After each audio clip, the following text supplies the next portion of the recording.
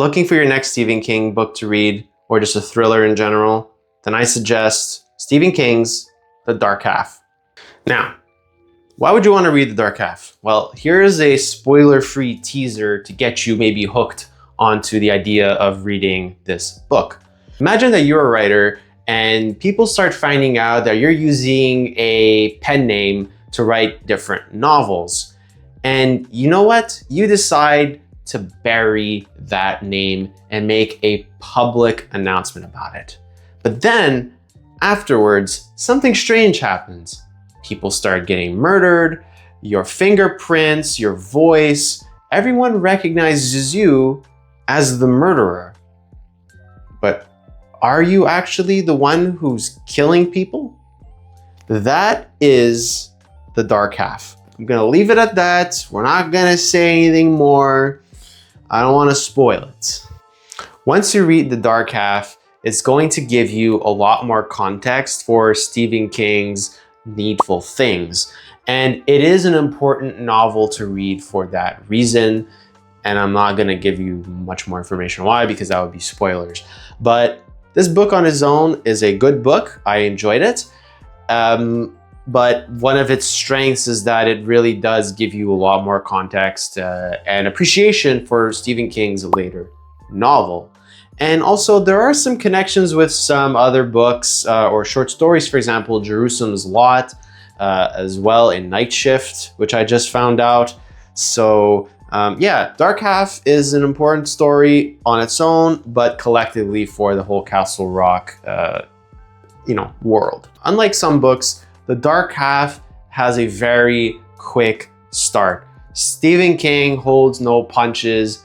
Things start going immediately. The plot rolls, the action happens, and a lot of people consider the start of this book pretty fast-paced and just gets you hooked into it.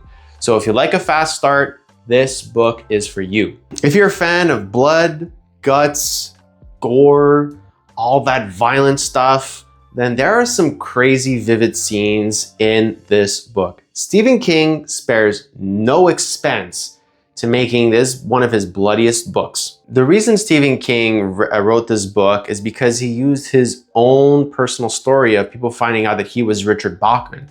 He used that energy and infused it into this book. So when you read it, you can definitely see some of Stephen King's own personal story develop and unravel in The Dark Half. Continuing the theme of meta ideas, this was Stephen King's first book that he finished when he was sober and off drugs.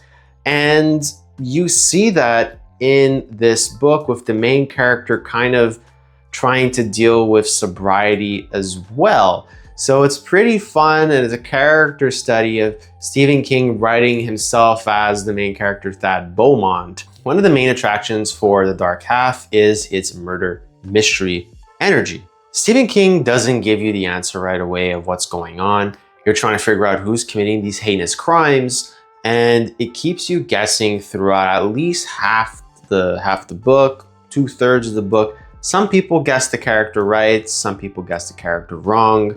And it's fun to keep guessing. And that means every chapter that you read, you maybe think you're getting closer to the truth, but at the same time, maybe you're going astray. That's one of the best parts of this book. Like many of Stephen King's books, there's going to be paranormal themes to it. And this book dives into it a little bit, just like some of the other Castle Rock stories. However, it's not too cheesy. It's well done in my opinion, and some of it's pretty creepy. There are some vivid scenes that I still remember in this book that has to deal with some paranormal themes.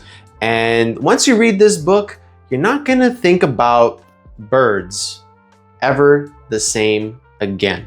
If you're a reader who likes stories beyond just the surface level of plot and characters, but enjoy examining books for their underlying themes, then this book is good.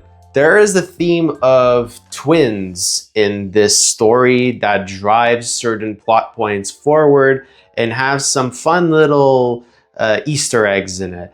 I like the energy of using twins to, you know, have an impactful part to the plot, and I think you will too. The last reason I'm going to give you to read The Dark Half is actually a reason that Dave Musson, another Stephen King YouTuber, brought up, and it's that this was the second most purchased book in the 1980s, selling 1.56 million copies, and this was released at the end of the 1980s. So it was all the rage back then. And like I've mentioned before, this was when Stephen King started really cleaning up his personal life and dropping substance abuse. Now, from what I understand, not all the book was written completely sober, but it was definitely written, at least in some part, while sober and off everything. So it was a fun, interesting foray into the world of, does Stephen King still have the juice? Does he still have what it takes to be an amazing author? Or was he a product of the substances that allowed him to become the man he was? So this was a really fun book to read with that in mind. And like I've said, drove the plot because Thad Beaumont in some ways was Stephen King.